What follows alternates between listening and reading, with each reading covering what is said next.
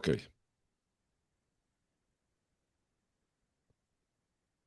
muy bien. Vamos a empezar con la lección de hoy. Em, Esta es nuestra tercera lección de 11. La de hoy es una lección, creo yo, es de las más teológicas de todo el curso, porque hoy vamos a ver cómo Dios ve el matrimonio, no cómo lo vemos nosotros. Y entonces tenemos que ir a referirnos a cómo empezó esto, después cómo veía Dios en el Antiguo Testamento esto y después cómo lo ve en el Nuevo Testamento y cómo lo ve al final. Entonces, hoy sí vamos a ser como muy teológicos. Entonces, ténganme paciencia, es la lección más teológica de todas. Ya después vamos a hacer otra vez lecciones más prácticas. Pero esta es importante porque a todos nos interesa saber ya no lo que nosotros pensamos del matrimonio, sino lo que Dios piensa del matrimonio. Em, Y esto es válido para los que están pensando casarse, los que en algún día se van a casar, como los que están casados el día de hoy. Entonces, el primer matrimonio, tenemos que ir ahí. El matrimonio lo instituyó el Señor, lo vemos en el libro del Génesis, el libro de los inicios, y es el matrimonio con el que Dios instituye a la familia y la familia como base de la comunidad. ¿Y por dónde empieza? Bueno, en el capítulo 18 del libro del Génesis. Dice el libro de Génesis, y dijo Jehová Dios, no es bueno que el hombre esté solo, le haré ayuda idónea para él. Es interesante porque esto es lo único no bueno de toda la creación, que el hombre esté solo, porque todo lo demás era bueno. Cada vez que él hacía algo decía, pero y eso era bueno, y era bueno, menos que el hombre estuviera solo. Y esta palabra idónea, que dice ayuda idónea, la palabra en hebreo es neged, que quiere decir más bien complemento, frente o contraparte. O sea, el hombre sin la mujer está incompleto. El hombre con la mujer está completo. Entonces, no es tanto la ayuda ideal como mucha gente deriva del texto en español, pero la palabra en hebreo es mucho más profunda. Es exactamente eso. Son dos piezas de rompecabezas que encajan perfectamente. Eso es la idea que había detrás. Entonces, cuando las dos piezas encajan, se convierten en una sola. Y de ahí el texto que estamos viendo.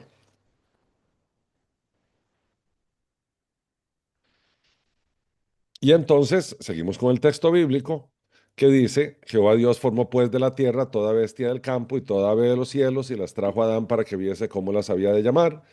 Y todo lo que Adán llamó a los animales vivientes, este es su nombre. Ahí empezó lo que hoy en día se conoce como la taxonomía, a dar nombre a las cosas, particularmente en biología. Y puso Adán nombre a toda bestia y ave de los cielos y a todo ganado del campo, mas para Adán no se halló ayuda complementaria. Si quiere, podemos ya ahora cambiar un poco el término, ahora que ya entendemos cuál es el término hebreo. Y es interesante cuando Dios le muestra a Adán los animales en pareja. Porque los animales no solo estaban macho o no solo era hembra, eran ya los animales en pareja. Adán los ve, les da nombre y evidentemente Adán dice, a mí me falta algo. ¿Verdad? Esto no lo dice la Biblia, pero lo podemos inferir claramente. Si él está dando nombre a todo el reino animal, el único que no tenía complemento era él.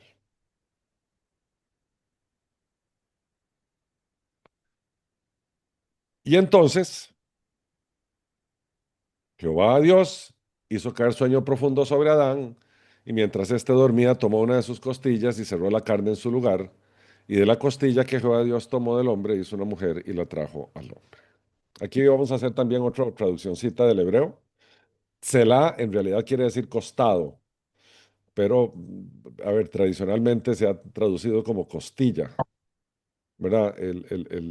Al final, en las traducciones Eso pues tiene poca importancia, lo importante es derivar que de Adán salió, Dios tomó una parte de él para formar a Eva y por lo tanto eran de la misma carne, derivados de la misma carne de Adán.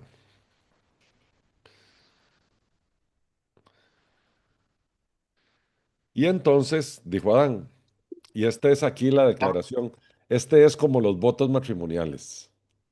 Por eso uno dice que esa ceremonia se dio apenas Adán conoció a Eva, porque Adán declara.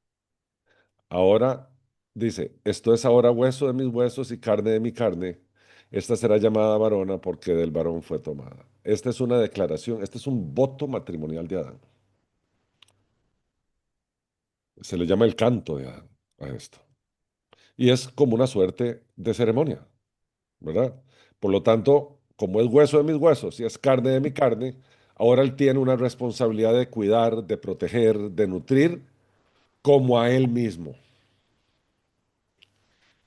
Ahí le puse las palabras en hebreo. Isha, que es el femenino de Isha, es hombre masculino. Sí, Pau. Pau. Gracias. Solo una duda. ¿En qué momento se le cambió el nombre de varona a mujer? A Eva. ¿Sí? Después de la caída. Ok, Después de la caída. listo, gracias. Bien, entonces ahora tenemos aquí unas declaraciones interesantísimas. Y entonces viene tal vez una de las declaraciones más importantes que hay en relaciones de parejas en toda la escritura. Por tanto, dejará el hombre a su padre y a su madre y se unirá a su mujer y serán una sola carne. O sea, serán un solo ser. Una nueva unidad familiar, independiente de sus ancestros, por eso deja padre y madre. Ya no son dos, son uno, y por lo tanto el yo desaparece para dar espacio al nosotros. Este, por tanto, viene de lo que Adán había hecho, ¿verdad? Porque dice en el 23, Adán dijo, esto es ahora hueso de mis huesos y carne de mi carne. Entonces en el 24 dice, por tanto, dejará el hombre a su padre y a su madre. Y claramente, esta es una declaración para los descendientes de Abraham, porque antes que alguien me pregunte, ni Adán ni Eva tenían padre y madre. Por lo tanto, no tienen a ningún padre y madre que dejar. Esta es una declaración de Adán y de los hijos de ellos para abajo. Ellos ya estaban unidos, eran carne, hueso de mis huesos y carne de mi carne. Lo que podemos destacar aquí es que hay una unión indisoluble, porque ahora son una sola carne.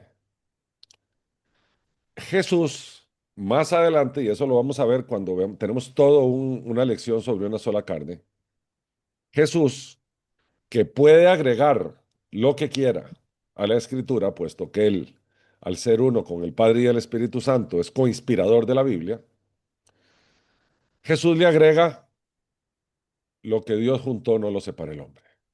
Eso está en Mateo 19. Pero no vamos a ir allá todavía, eso lo vamos a dejar para la lección una sola carne. Porque eso sí es una declaración enorme para las relaciones entre creyentes nacidos de nuevo y casados o unidos por el Señor en matrimonio dentro de la iglesia. Por el momento vemos, dejará el hombre a su padre y a su madre y se unirá a su mujer y serán una sola carne.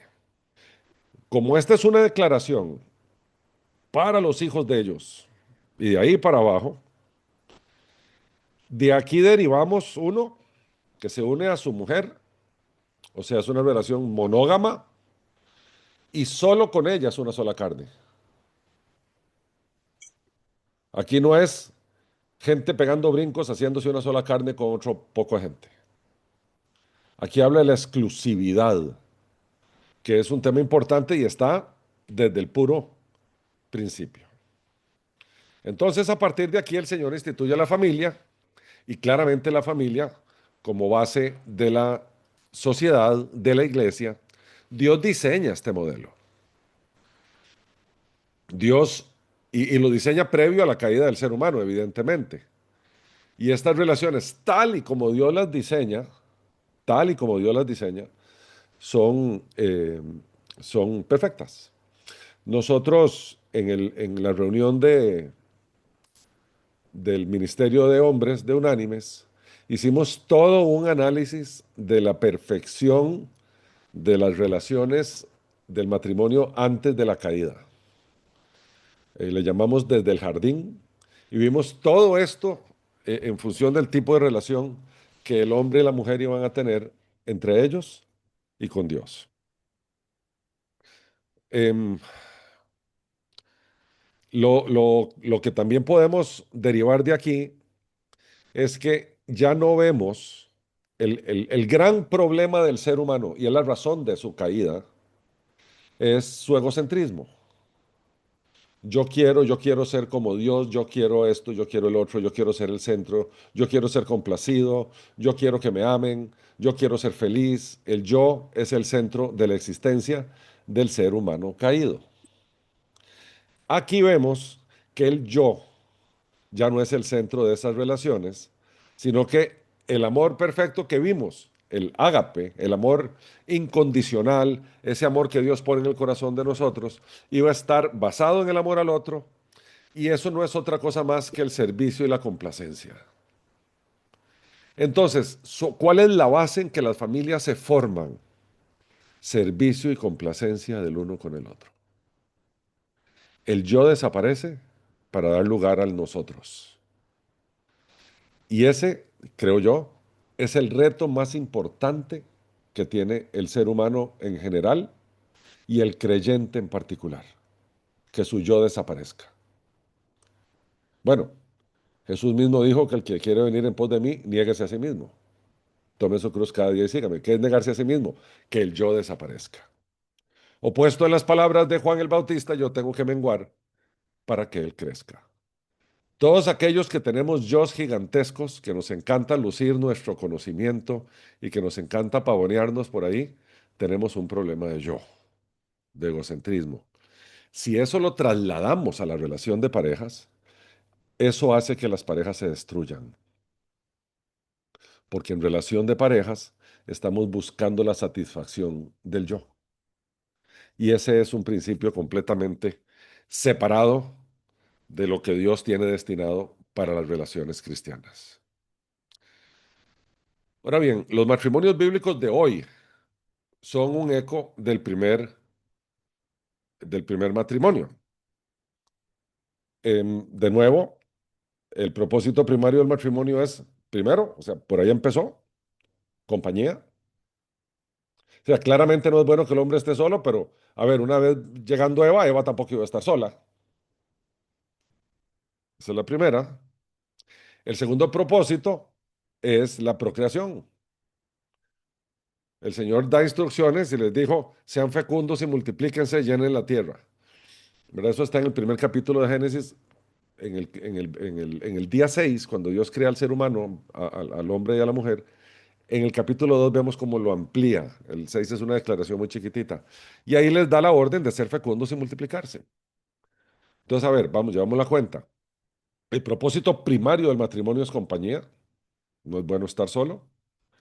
El segundo propósito es procreación, porque así nosotros le damos continuidad a la especie humana. Y el tercer propósito es administración de su creación. También en Génesis hay 1:28, cuando dice, llenen la tierra, ahora continuamos ahí abajo, y sométanla. Ejerzan dominio sobre los peces del mar, sobre las aves del cielo y sobre todo ser viviente que se mueve sobre la tierra. Entonces vamos de nuevo. Compañía, procreación y administración de la creación. Tres propósitos que podemos ver desde los primeros dos capítulos del Génesis. Después en el Nuevo Testamento se agrega un cuarto, pero eso lo vamos a ver cuando lleguemos allá, pero se los voy a adelantar. El matrimonio entre creyentes muestra, enseña o simboliza la relación de Cristo con su iglesia. Y ahí nos cae a todos nosotros un peso enorme sobre nuestros hombros, pero quítenselo porque no lo vamos a ver hoy. Ese lo vamos a dejar para otra lección. De momento, vemos que del libro del Génesis podemos sacar compañía, procreación y administración de su creación. Sin embargo, este precioso modelo que Dios hizo se iba a ver alterado. Iba a ser sustituido por el matrimonio caído, que fue después de la caída, donde la naturaleza de ambos cambió. Las relaciones de los seres humanos ahora sí iban a estar basadas en yo, antes que en nosotros, porque ahora tienen una nueva naturaleza que no es la misma que la naturaleza que tenían antes de caer. Voy a hacer una explicación rápida de eso para que lo tengamos claro. En la maldición de la caída, una de las primeras cosas que ocurre es que Dios dice, y ahora y a Adán le dice, regresarás al polvo de donde fuiste tomado. Eso quiere decir que si es una maldición regresar al polvo, quiere decir que antes no iba a regresar al polvo.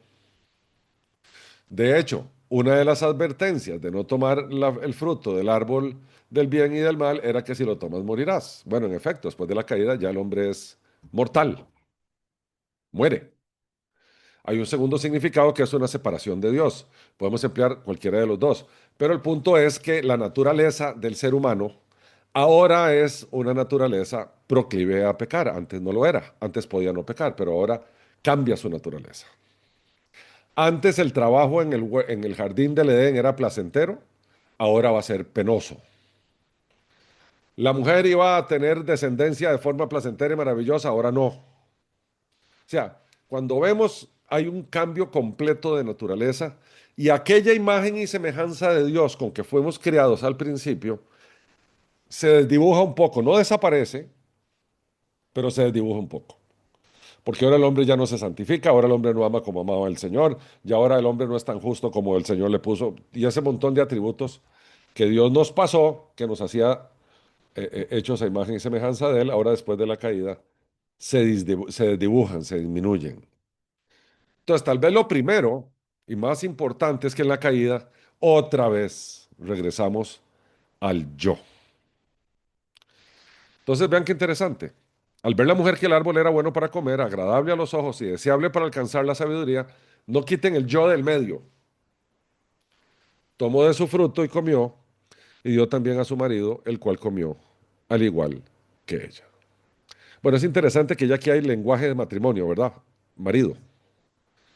Que entonces vemos que ya el matrimonio había sido celebrado y vemos que entonces lo que mueve, a ver, uno ha enseñado toda la vida que lo que movió a la caída es las ganas de ser igual a Dios, pero detrás de las ganas de ser igual a Dios está el yo. Si ustedes se ponen a pensar, la raíz de todo mal es el egocentrismo. O lo opuesto al amor es el egocentrismo, no es el odio. Uno odia por ser egocéntrico. Entonces, si bien ustedes quieren hacer una generalidad aquí, la causa del pecado es el egocentrismo. Bien, ¿qué pasó entonces? Bueno, como parte de la maldición proveniente de la caída, la mujer iba a quedar sujeta a su marido. Pero esta sujeción no es la misma que vamos a ver en el Nuevo Testamento.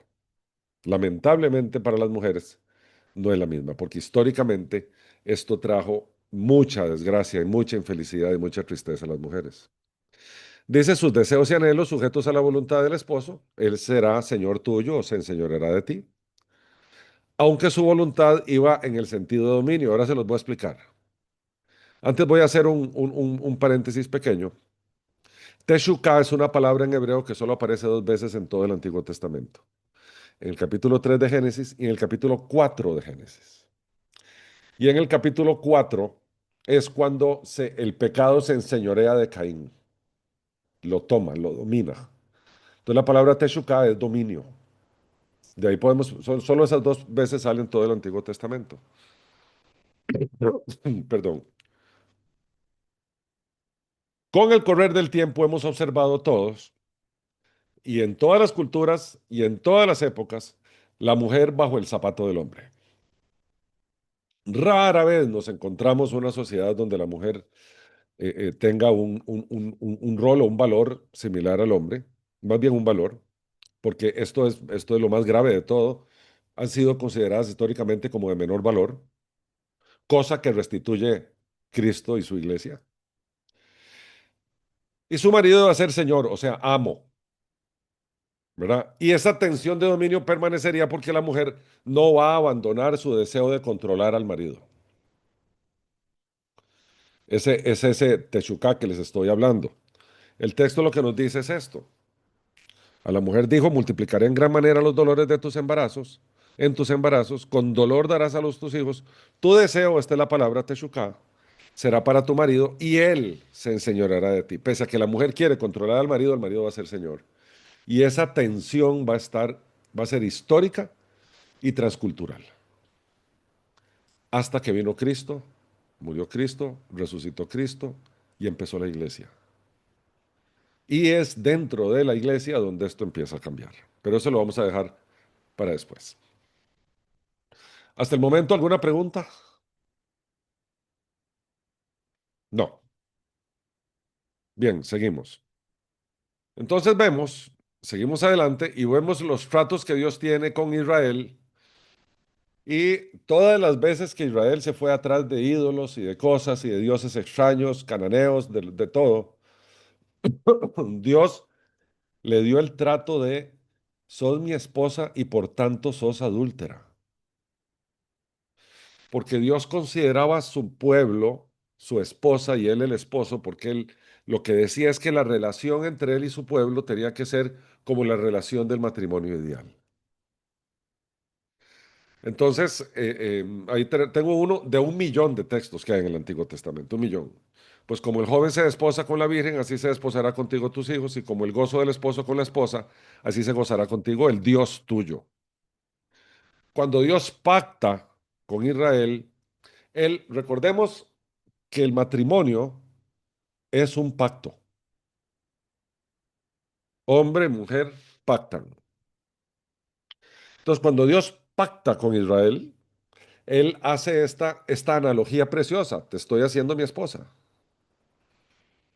¿Verdad? Entonces, él a lo largo del Antiguo Testamento, y vamos a ver ahora del Nuevo Testamento también, vamos a ver cómo Dios usa esta analogía del matrimonio y los compromisos y las cosas para relacionarse con su pueblo.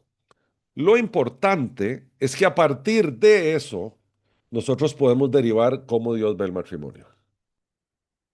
Claramente, lo primero que vemos de las reacciones de Dios con su pueblo en el Antiguo Testamento es la infidelidad. Adúltera, le decía a Israel. ¿Verdad? Entonces, el Señor, Israel pasa, bueno, todos nosotros ya sabemos que Israel pasa siéndole infiel durante toda la historia del Antiguo Testamento. Viene Cristo, viene Cristo a fundar la iglesia y pasan cosas interesantes. En el Antiguo Testamento, los matrimonios se hacían por conveniencia. Si vos tenías pocos recursos, te juntabas con otro con pocos recursos y ahí, porque además se intercambiaban dotes y cosas. Entonces, dependiendo de el patrimonio de uno, así uno iba transando los matrimonios por conveniencia. Aquí empezamos a ver una nueva dimensión en el Nuevo Testamento, porque ahora los creyentes ya no es que se casan por conveniencia, sino que se casan por amor puro y santo. Y entonces se deriva de esa pareja amorosa su familia. Y su familia ve, los que están abajo, los hijos, ven para arriba y ven una relación de amor puro y santo. Y por tanto quieren perpetuar aquello con su matrimonio y así sucesivamente. Este cambio es un cambio de fondo, porque no era solamente un cambio cultural en Israel, sino también en los pueblos paganos. ¿Verdad? En el Imperio Romano y todo eso también se transaban estos matrimonios. Entonces, que ahora aparezca el tema del amor, esto es otra cosa, es otra perspectiva diferente. Esto se lo saca el Señor debajo de la manga y arranca toda una nueva era donde las relaciones de pareja son distintas. ¿Ok? ¿Por qué esto va a ser posible? Porque los creyentes son pecadores renovados. Siguen siendo pecadores redimidos, nos quedan esos vestigios de nuestra naturaleza caída. En las relaciones nosotros se nos sale esa naturaleza caída de vez en cuando. Y por eso es necesario ese amor ágape del cual hablábamos en la última sesión, porque quien nos ama comprende que hay aquí dos pecadores redimidos relacionándose. No hay dos perfectamente santos. Entonces un pecador redimido está ayudando al otro pecador redimido a seguir adelante en la vida y sucesivamente. Eso es la diferencia. Por eso es tan posible el matrimonio entre creyentes, eh, pero es tan difícil el matrimonio entre no creyentes.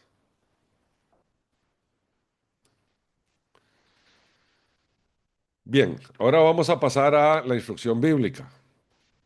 Este texto, que ha sido bien controversial y la gente lo ha interpretado de un montón de formas, vamos a leer el tema del sometimiento y la sujeción, porque vamos a tratar de que quede claro el texto para todos nosotros hoy. El capítulo 5 de Efesios dice, someteos unos a otros en el temor de Dios. Y eso después da pie a lo que vamos a leer ahorita, pero para mí es sumamente importante que arranquemos aquí. Porque vieran que esa palabrilla que está ahí, upostazó, es la misma que se usa con las esposas. Es la misma, no son dos diferentes. Entonces, someteos unos a otros en el temor de Dios, y está hablando en términos generales, pero vamos a ver ahora cómo va enfocándose. Dice, las casadas estén sujetas, vean que es la misma palabra. Sometimiento y sujeción es la misma palabra. Las casadas estén sujetas a sus propios maridos como el Señor, porque el marido es cabeza de la mujer, así como Cristo es cabeza de la iglesia, la cual es su cuerpo, y él es su salvador. Así que como la iglesia está sujeta, otra vez vemos la palabra potazó, a Cristo también las casadas lo estén a sus maridos en todo. Y continúa, maridos, amad a vuestras mujeres, así como Cristo amó a la iglesia y se entregó a sí mismo por ella, para santificarla, habiéndola purificado en el lavamiento del agua por la palabra, a fin de presentársela a sí mismo una iglesia gloriosa, que no tuviera mancha ni arruga ni cosa semejante, sino que fuera santa y sin mancha.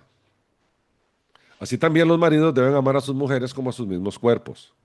El que ama a su mujer, a sí mismo se ama, pues nadie odió jamás a su propio cuerpo, sino que lo sustenta y lo cuida, como también Cristo a la iglesia, porque somos miembros de su cuerpo, de su carne y de sus huesos. Por esto, dejará el hombre a su padre y a su madre, se unirá a su mujer y los dos serán una sola carne. Grande es este misterio, pero yo me refiero a Cristo y a la iglesia. Y aquí viene un corolario que a mí me parece espectacular. Dice, por lo demás, cada uno de vosotros ame también a su mujer como a sí mismo, y la mujer respete a su marido. Entonces, como haciendo Pablo como un corolario aquí, resulta que al hombre le toca amar y a la mujer le toca respetar. Y a veces uno lee esto y uno dice, ¿por qué a la mujer no le toca amar? ¿Verdad? Eso lo vamos a ver un poquito más adelante. Lo que interesa, porque después de esto Pablo también entra a las relaciones de padres e hijos, y entonces estos textos de Efesios 5, 21 al 33, que empieza con someteos unos a otros en el temor de Dios, es la sombrilla que cubre todo esto. Someteos unos a otros en el temor de Dios. Entonces veamos, entonces, ¿qué quiere decir esto? Pablo empieza las instrucciones que siguen a esposos y esposas con este texto. Pasa que nosotros lo tenemos separadillo en las Biblias, pero es lo mismo. O sea, es el mismo párrafo, digámoslo así. Lo que habla es que los creyentes deben relacionarse entre sí con una actitud de humildad, servicio y respeto mutuo por amor a Cristo, porque es en el temor de Dios, en el respeto del Señor, es en la reverencia del Señor, unos a otros. Y por lo tanto, unos a otros, porque de nuevo ahí está la palabra potazó, unos a otros, nos colocamos voluntariamente bajo el hombro de la autoridad del otro, unos a otros. No implica inferioridad de valor, sino una disposición a servir y buscar el bien de los demás. Esto es otra vez, una negación de uno mismo en favor de los demás. Esto es ágape puro. Esto es ágape puro. El significado es que cada creyente debe abandonar la actitud egoísta y adoptar una actitud de servicio. Estamos hablando unos a otros, o sea, todos. Ok, ahora empieza Pablo a elaborar ahí para abajo. Dice, las casadas estén sujetas a sus propios maridos como al Señor. Vea, aquí por eso lo puse en negrita, porque primero tenemos unos a otros en el temor de Dios, por lo tanto estás en una relación mutua en el Señor, y después vemos que las casadas están sujetas a los maridos como al Señor, y por tanto, el marido aquí tiene una responsabilidad enorme de servir, funcionar y actuar como el Señor lo haría. Y uno dice, wow, o sea, hay que ser como marido. Exactamente. ¿Y cómo lo haría el Señor? Siendo el jefe, siendo el general, siendo el comandante, o tal vez le podríamos preguntar al Señor, Señor, ¿cómo es la cosa? Las casadas deben servir a sus maridos, porque como al Señor, o sea, es un tema de servicio, Señor. Y resulta que el Señor dijo, yo no vine a ser servido, sino a servir. Y por lo tanto, tenemos que el liderazgo cristiano es un liderazgo basado en servicio. Yo sé que las mujeres están tomando nota, pero rápidamente de esto. Voy a volverlo a decir. El liderazgo cristiano está basado en el servicio. Es bien curioso porque en español se nos cambian, ¿verdad? Uno dice sujeto y otro dice someteos, pero en el griego la palabra es exactamente la misma. Y cuando uno va a los manuscritos, estos textos están juntos, no hay divisiones de nada. Uno depende gramaticalmente del otro. Entonces venimos de dos sometidos al Señor y de repente entonces ahora las mujeres sometidas al marido, como al Señor. Entonces, la esposa, y es lo que lo pongo ahí abajo, se somete al liderazgo del esposo y el esposo se sacrifica en amor por su esposa siguiendo el modelo de Cristo y la iglesia. Voy a volverlo a decir. La esposa se somete al liderazgo del esposo, como acabamos de decir, es un liderazgo de servicio, y el esposo se sacrifica en amor por su esposa siguiendo el modelo de Cristo y la iglesia, porque este es el mandato. Entonces, las nuevas bases, esto fue toda una innovación en los tiempos del primer siglo. La nueva base de las relaciones domésticas está en el servicio mutuo y voluntario nacido del amor. Porque como tenemos igualdad de valor, nos servimos unos a otros. No se vale estar sentado y ser servido. No se vale. Hay que servir.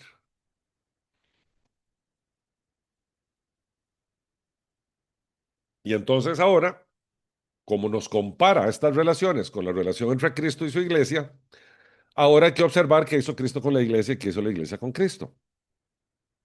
Y hay que ver esos principios, ¿verdad? Trayendo el texto, de nuevo, la mujer estar sujeta quiere decir, ¿se acuerda que vimos al final el corolario? Me voy a volver un momentito porque yo creo que pasé muy rápido por ahí. Este corolario de abajo. Por lo demás, cada uno de vosotros ame también a su mujer como a sí mismo y la mujer respete a su marido. Los hombres aman, las mujeres respetan. Acuérdense de eso. Los hombres aman, las mujeres. Ese es el mandamiento. Ahora vamos a ver cómo se desarrolla esto. Pero es el mandamiento. Los hombres aman, las mujeres respetan.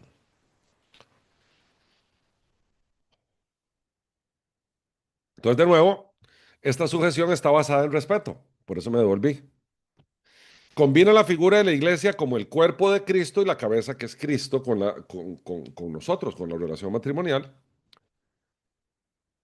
Y esta relación, a ver, por favor, la relación ideal Cristo-iglesia. No vengamos ahora con modelos raros. La relación ideal Cristo-iglesia es el modelo que un matrimonio neotestamentario tiene que seguir. Y la carga más grande no la tiene la esposa, la tiene el esposo. Porque a la esposa se le pide respetar, al esposo se le pide dar la vida. Si nosotros tenemos que estar dispuestos a dar la vida, todo lo demás que está debajo de eso viene está implícito, dar todo. Si la vida es lo principal, es dar todo. Ese como Cristo dio todo por su iglesia. Eso es lo que nosotros los hombres tenemos que hacer. Entonces, ahora sí, vamos a amar y respetar para que vean qué interesante cómo desarrolló esto el apóstol. A las mujeres les dice respeten. ¿Por qué? Precisamente porque a las mujeres les es fácil amar, pero les es difícil respetar. Como venimos de aquella, ¿se acuerdan? Las mujeres querrá, como parte de la caída, dominar o controlar. Entonces, es muy difícil, salvo que estés en una relación bíblica, que las mujeres usualmente, y aquí estoy haciendo una generalización, respeten al marido. Aman con mucha facilidad. Las mujeres aman con mucha facilidad. Pero al hombre les cuesta respetar, a su hombre les cuesta respetarlo. Entonces el Señor manda a hacerlo difícil. Respeten, porque lo fácil es amar. Entonces dice a las mujeres, respeten al marido. Detrás de eso está, de porque como lo aman, pero es que amar y respetar no es lo mismo. Y resulta que al hombre le dicen al revés, hombres amen, porque al hombre le es más difícil amar. El hombre es más frío, le es más difícil amar, pero es exactamente lo que las mujeres esperan de los hombres, que las amen. Y para el hombre es más fácil respetar. Entonces, ¿para qué ordenarle lo que le es más fácil? Entonces al hombre dice, usted va y ama, porque eso es lo que su esposa espera, que usted la ame. A la mujer le dice, usted va y respeta, porque eso es lo que el hombre espera, que lo respeten. Si hacemos esas dos cosas juntas, las relaciones florecen. Ese es el mandamiento. Mujeres respeten, hombres amen. En la medida que eso no se pierda, a ver, mujeres respeten no quiere decir mujeres no amen. Ya el amar, o sea, el hecho de que una mujer respete a su marido, de hecho lo ama.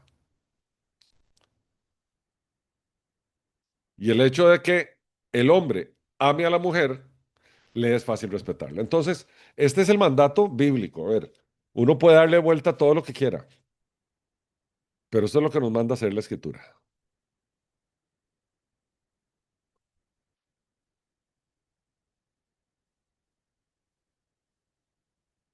Bien, ahora vamos a ver un poquito la relevancia del matrimonio y la analogía que está haciendo el Señor en el Nuevo Testamento. En el Antiguo Testamento el Señor le decía a su pueblo esposa, y en el Nuevo Testamento Jesús equipara esta nueva relación, pero es bien interesante, porque la figura que usa el Nuevo Testamento es de una esposa cuyo matrimonio no se ha consumado. Y ustedes dicen, eso está rarísimo. Pues no, si uno se traslada al primer siglo, uno entiende que los matrimonios en las bodas judías del primer siglo se daban en dos fases. Primero se celebraba un evento que se llamaban los esponsales, donde se hacía un compromiso de familia, se firmaban contratos, los novios quedaban oficialmente como esposos y como un año después se celebraba la boda. De hecho, María queda embarazada de Jesús en ese periodo de tiempo. María ya era esposa de José, pero todavía no se había celebrado la boda. Por eso María le dijo al ángel, yo no he conocido varón, pese a que estaba casada. Entonces, esas ceremonias judías se hacían en dos fases. Entonces, Jesús en el Nuevo Testamento equipara la relación con su iglesia como la prometida, como que ya celebró sus esponsales. Pero recuerden que todo el Nuevo Testamento se basa en que Jesús regresará por su iglesia. Así como el marido cuya boda no se ha oficiado regresaba por la esposa judía para ir a celebrar la boda. Y la esposa esperaba con mucha ansiedad el regreso de su esposo para celebrar la boda. Entonces, estos esponsales, ahora vamos a ver un poco un poquito más el detalle, pues tengo aquí unos dibujillos.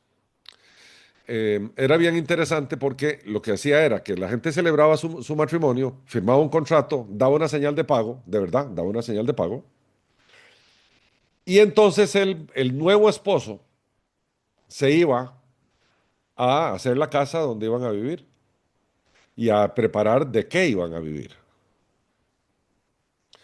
Y entonces, cuando él tuviera casa donde vivir y, y medio de vida, el papá validaba aquello. Es bien curioso esto. Llamaba al mejor amigo del hijo del novio, se aseguraban de aquello porque el mejor amigo del novio participaba muchísimo en la celebración de las bodas. Y entonces el papá decía, tal día vamos por la novia. Por eso, cuando Jesús dijo, el día de mi regreso no lo sabe nadie, sino solo mi Padre que está en los cielos, los judíos que estaban ahí entendían a qué estaba diciendo. Es el Padre el que manda en el matrimonio hebreo, el que le manda por la novia. Y van todo un cortejo nupcial por el pueblo y van a traer la novia. Entonces lo vamos a ver ahora en una carrerita.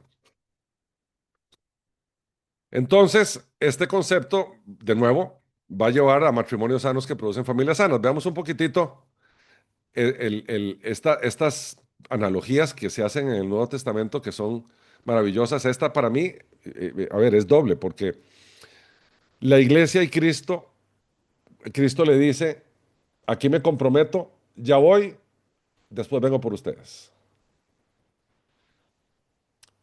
Pero por otro lado, dice que la iglesia y Cristo son un modelo de relación en el matrimonio de los creyentes. Entonces tenemos dos analogías bien interesantes, Cristo con los esponsales y Cristo con su iglesia. Y vamos a ver, aquí voy a enseñarles un poquito de costumbre hebrea. Estos esponsales, perdón, llamados Kiddushin o Erusin, es de verdad un contrato, se firmaba un contrato y ya eran marido y mujer. Si la mujer era o el hombre eran infieles durante ese periodo de tiempo antes de la boda, los mataban. Pues ya eran esposos, ¿verdad? No convivían y ahí se daba un adelanto, una plata, que se llama el mohar, que es la dote o el precio, y solo se devolvía bajo un divorcio formal auspiciado por las autoridades religiosas. Y ya la pareja cambiaba de estatus. Eso era un compromiso, pero ya estaban casados, aunque no compartían el lecho todavía. Además, vean qué interesante esto, el novio le entregaba a la novia un objeto de valor, normalmente era un anillo. Esas costumbres las vimos nosotros también en Occidente, pero nació aquí.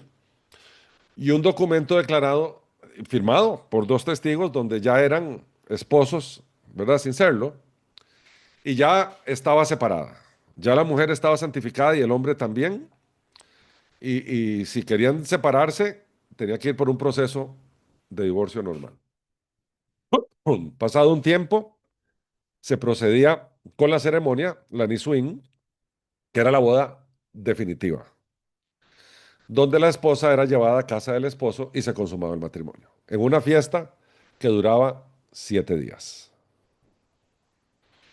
Por eso en las bodas de Caná se agotó el vino, porque llegaron, decía un predicador que yo conozco, llegaron unos paracaidistas, porque solo estaba invitado a Jesús y llegó con los discípulos, entonces se agotó el vino.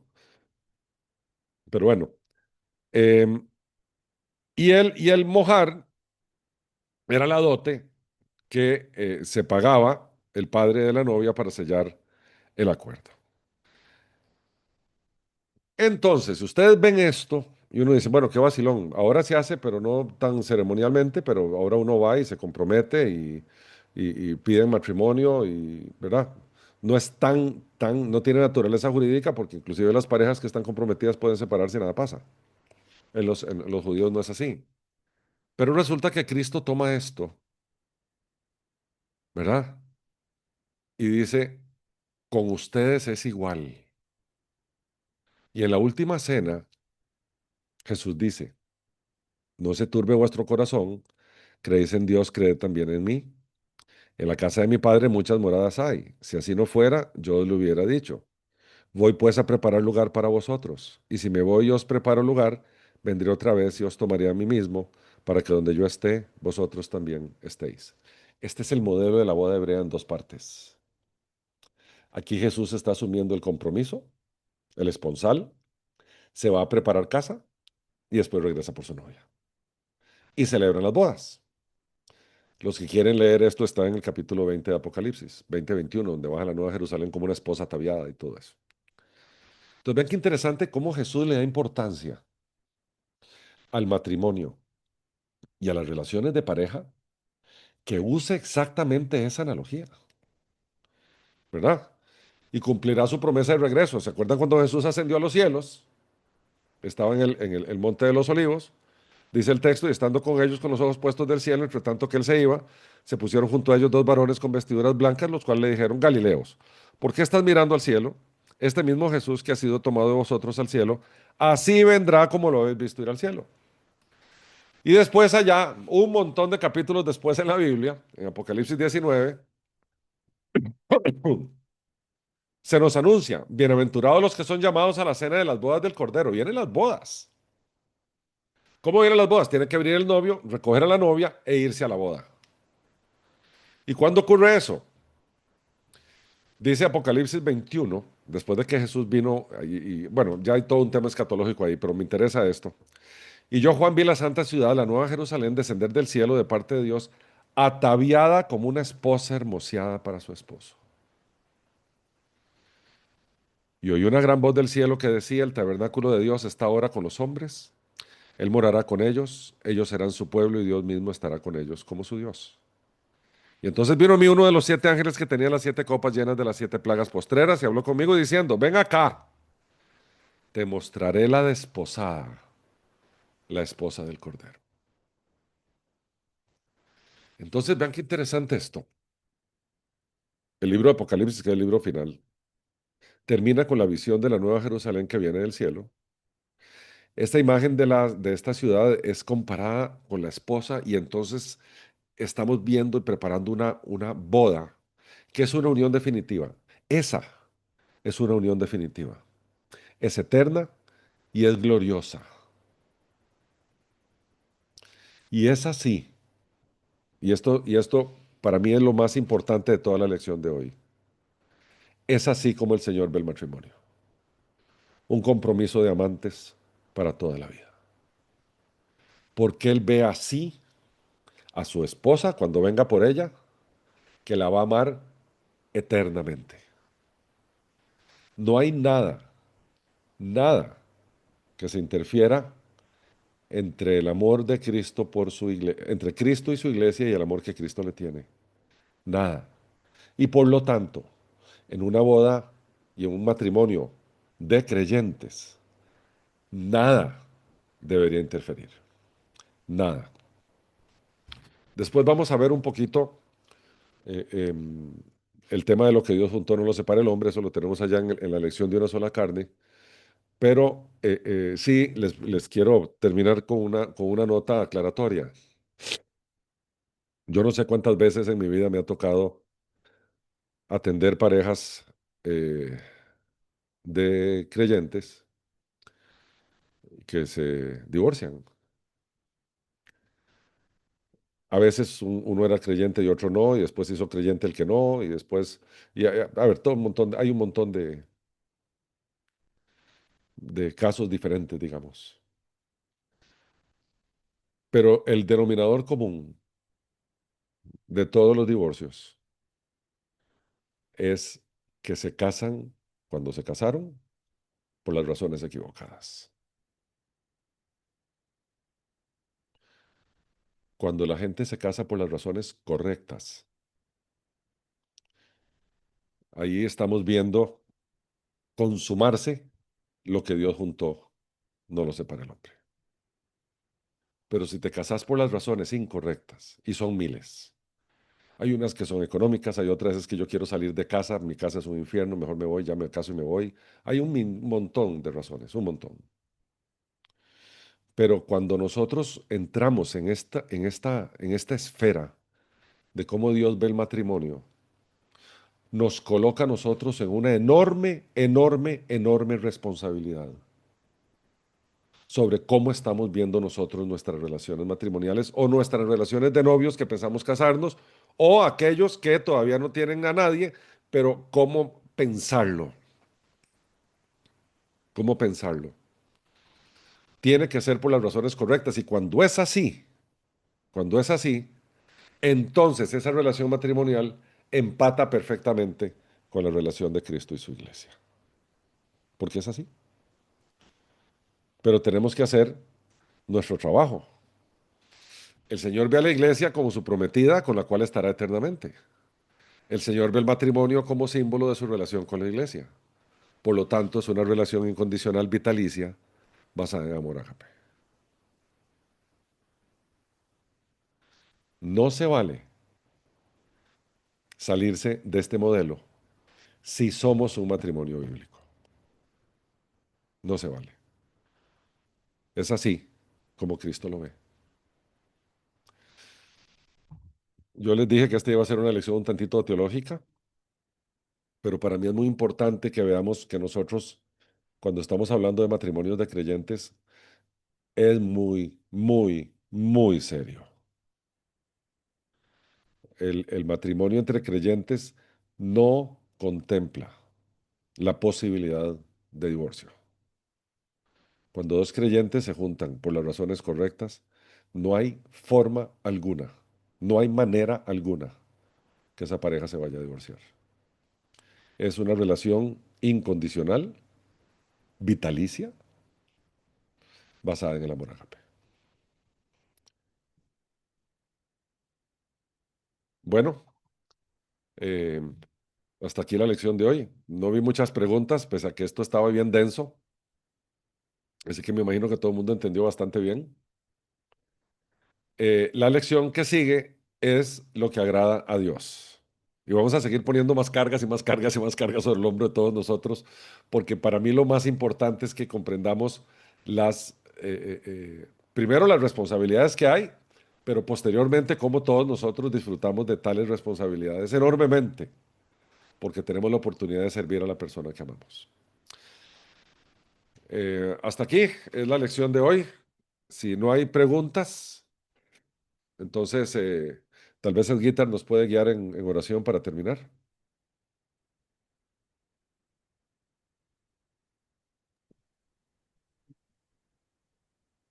Amado Padre Celestial, gracias, Señor bendito, por permitirnos poner esta enseñanza en nuestra mente, en nuestro corazón, en el hecho de meditar en todo lo que tu palabra nos muestra y que revela por medio del Espíritu Santo.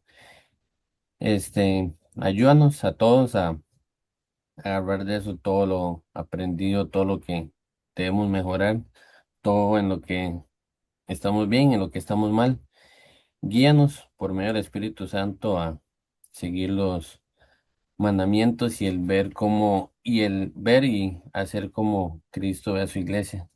Saber que somos imitadores de tu Hijo, entonces ayúdanos y guíanos a hacer que todas estas cosas nos sirvan para bien para nosotros y especialmente para glorificar tu nombre, puesto si somos hijos tuyos y siervos tuyos, ese es nuestro mayor anhelo, glorificarte por medio de las obras del Espíritu Santo. Bendice a todos los que están aquí reunidos, Señor. Eh, Prepáranos para este camino que es fuerte, pero sabemos que podemos reposar en ti con tu ayuda. Bendito seas por siempre. Amén. Amén. Bueno, bendiciones a todos y nos vemos si Dios lo permite, Dios en 8. Buenas Buenas noches, muchas noches. Muchísimas gracias. Buenas gracias. noches, Buenas muchas noches. gracias. Buenas Chao. noches.